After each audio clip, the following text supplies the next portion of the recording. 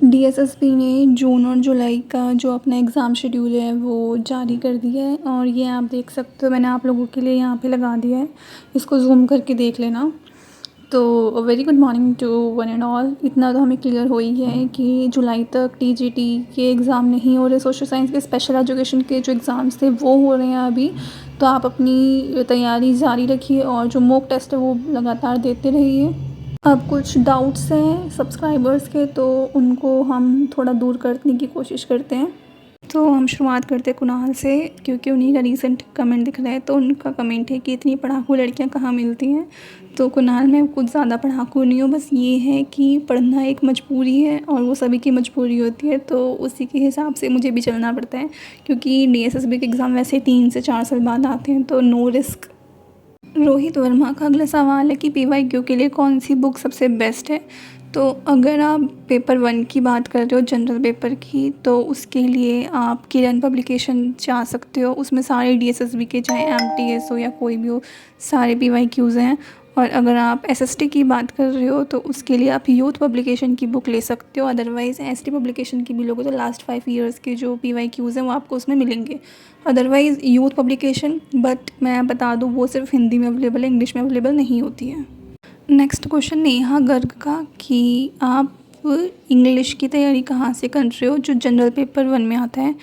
तो उसके लिए मैंने आपके लिए एक वीडियो बनाई थी कि कौन कौन सी बेस्ट बुकें हैं जो हमारे जनरल पेपर 1 में 5 सब्जेक्ट होते हैं, हिंदी, इंग्लिश, मैथ, सभी की मैंने उसमें वीडियो बना रखी है कि कौन सी बेस्ट बुक हैं। अदरवाइज़ आप इंग्लिश की पूछना चाहते हो तो इंग्लिश की बेस्ट बुक है नीतू सिंह वॉल्यूम 1।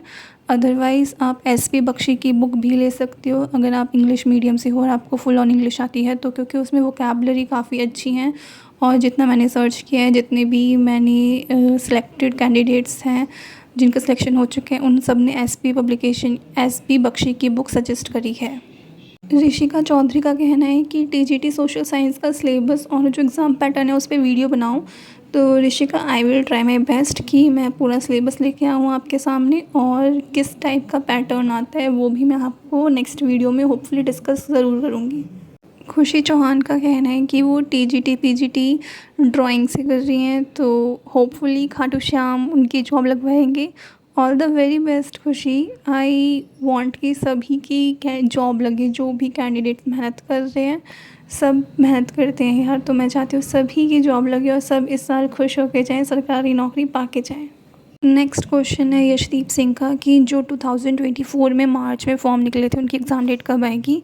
तो यशदीप, आपने वीडियो की शुरुआत में देखा होगा कि डीएसएसबी का जो एग्ज़ाम शेड्यूल है वो मैंने आपको दिखा दिया है। तो जुलाई तक तो बिल्कुल भी डेट है ही नहीं, तो अब आप उम्मीद लगा के लगिए कि अगस्त और सितंबर में हो जाएंगे। रोहन गर्ग का सवाल है कि उन्होंने 2024 में बीएससी में एडमिशन लिया था और 2028 में उनकी कंप्लीट हो जाएगी। तो जो उनके सब्जेक्ट हैं उसमें मेजर जूलॉजी और माइनर बायोलॉजी, तो क्या वो टीजीटी के लिए और पीजीटी के लिए एलिजिबल हैं। तो डेफिनेटली आप एग्ज़ाम दे सकते हो, बस आपको सीटेट क्लियर करना पड़ेगा। उसके बाद आप डीएसएसबी में बैठ सकते हो एग्ज़ाम देने के लिए। तो नो डाउट खुश रहो और मन लगा के पढ़ाई करो।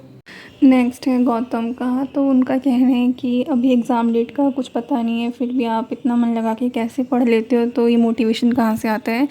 तो गौतम, मोटिवेशन बस इतना ही आता है कि डीएसएसबी की जो वैकेंसीज़ होती हैं, स्पेशली जो टीचिंग वैकेंसीज़ होती हैं, वो 3 से 4 साल में आती हैं। तो जब एग्ज़ाम देने के बाद जब रिज़ल्ट आते हैं तो रिज़ल्ट देख के ये महसूस ना हो कि यार थोड़ी सी मेहनत और कर लेते तो शायद इस लिस्ट में हमारा भी नंबर होता और हमने काश वो टाइम पास ना किया होता, तो बस ये रिग्रेट ना हो जब रिज़ल्ट आए, चाहे अच्छा है बुरा है कैसा भी है, तो ये हो कि भाई हमने अपनी पूरी मेहनत की थी। हो सकता है इस बार हमारी किस्मत में गवर्नमेंट जॉब ना हो, तो बस यही सोच के मैं अपनी पढ़ाई करती रहती हूँ।